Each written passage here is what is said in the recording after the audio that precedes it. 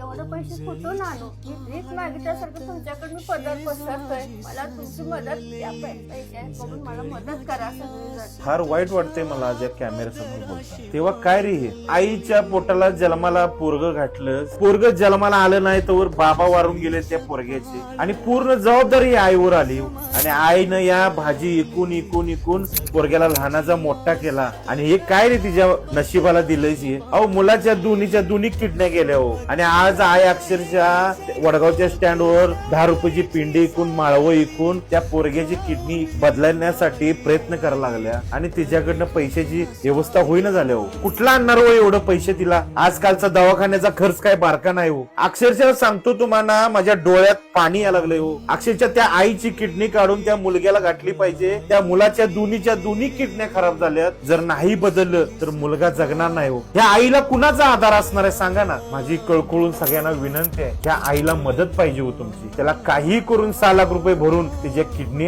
आईची किडनी त्याला मुलाला घालायची आहे. आणि जर हे शक्य होऊ शकते फक्त या सोशल मीडियाच्या ताकदीवरती, जे आपण देवाच्या दारात जाऊन त्या पिटीत पैसे टाकतोय. माझी विनंती आहे सगळ्यांना, आज त्या देवाच्या दारात पैसे नको आहेत. आज ह्या मागणाऱ्या आईला पैसे पाहिजेत. आज भीक म्हणून तुमच्याकडे ती आई मदत मागा लागली. माझी विनंती आहे सगळ्यांना, जे काय तुम्हाला शक्य होईल ते तुम्ही मदत म्हणून या स्कॅनरला पैसे मारून ह्या मुलाचं आयुष्य वाचवावं. त्या आईला, ह्या मुलाला पुन्हा एकदा त्या झोळीत टाकावं. माझी विनंती आहे सगळ्यांना.